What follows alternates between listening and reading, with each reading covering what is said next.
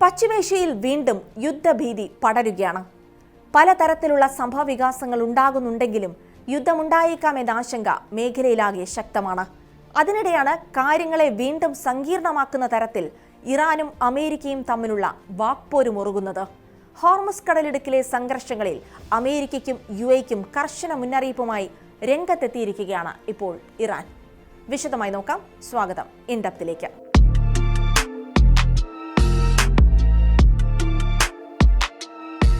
Iran വിദേശകാര്യമന്ത്രി Abbas അറാഗ്ചിയാണ് ഇറാന്റെ നിലപാട് വ്യക്തമാക്കിയത്.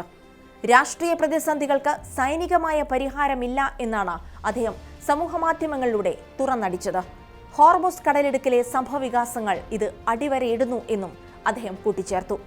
അതായത് സൈനിക ശക്തി ഉപയോഗിച്ച് ഇറാനെ സമ്മർദ്ദത്തിലാക്കാം എന്ന് ആരും കരുതേണ്ട എന്ന വ്യക്തമായ സന്ദേശമാണ് ഇതിലൂടെ ഇറാൻ നൽകുന്നത്.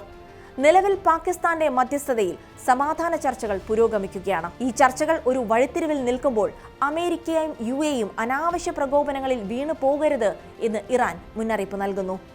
ഇഷ്ടമില്ലാത്തവർ ഒരുക്കുന്ന കെണിയിൽ വീണ് മേഖലയെ കൂടുതൽ വലിയൊരു പ്രതിസന്ധിയിലേക്ക് വലിച്ചിഴക്കരുത് എന്നാണ് അറാഗ്ചി UAEയോടും വാഷിംഗ്ടണിനോടും ആവശ്യപ്പെട്ടിരിക്കുന്നത്. ഹോർമുസ് കടലിടുക്കിലൂടെയുള്ള കപ്പലുകൾക്ക് സുരക്ഷ നൽകാൻ അമേരിക്ക പ്രഖ്യാപിച്ച പ്രോജക്ട് ഫ്രീഡം എന്ന പദ്ധതിയെയും ഇറാൻ തള്ളിക്കളഞ്ഞു.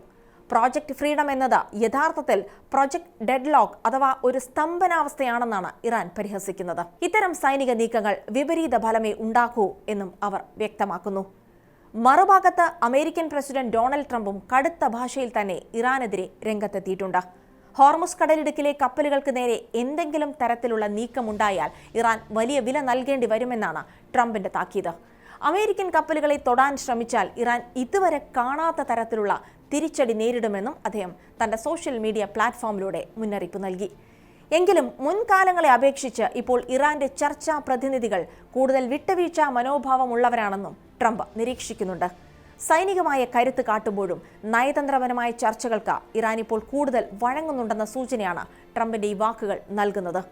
ട്രംപിന്റെ ഈ മൃദു സമീപനവും കടുത്ത മുന്നറിയിപ്പും ചേർന്ന നയം വരും ദിവസങ്ങളിൽ മേഖലയിലെ രാഷ്ട്രീയ സമവാക്യങ്ങളിൽ വലിയ മാറ്റമുണ്ടാക്കിയേക്കാം. ഈ സംഘർഷങ്ങൾക്കിടയിൽ അതീവ ഗൗരവകരമായ മറ്റൊരാരോപണം കൂടി ഇറാൻ ഉന്നയിക്കുന്നുണ്ട്.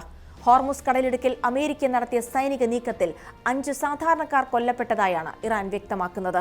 മരിച്ചവരിൽ സ്ത്രീകളും കുട്ടികളും ഉൾപ്പെടുന്നു എന്ന റിപ്പോർട്ടുകൾ മേഖലയിൽ വലിയ പ്രതിഷേധത്തിനും കാരണമായിട്ടുണ്ട്. അമേരിക്കയുടെ ഈ നടപടി തികച്ചും നിരുത്തരവാദപരമാണെന്നും ഭീകരവാദത്തിനെതിരെയുള്ള പോരാട്ടം എന്ന വ്യാജേന നിരപരാധികളെ കൊന്നൊടുക്കുകയാണെന്നും ഇറാൻ കുറ്റപ്പെടുത്തുന്നു. ഇത്തരം ആക്രമണങ്ങൾ മേഖലയിലെ സമാധാന ശ്രമങ്ങളെ പാടെ തകർക്കുമെന്നും അമേരിക്കൻ സൈന്യത്തിന്റെ സാന്നിധ്യം എത്രത്തോളം അപകടകരമാണെന്നത് ഇത് തെളിയിക്കുന്നുവെന്നും ടെഹ്റാൻ ആവർത്തിക്കുന്നു. ചുരുക്കത്തിൽ ഉപരോധങ്ങളും സൈനിക നീക്കങ്ങളും കൊണ്ട് ഇറാനെ തളയ്ക്കാനാവില്ലെന്നും ഒരു രാഷ്ട്രീയ പരിഹാരമാണ് അനിവാര്യമെന്നുമാണ് ഇറാൻ വാദിക്കുന്നത്.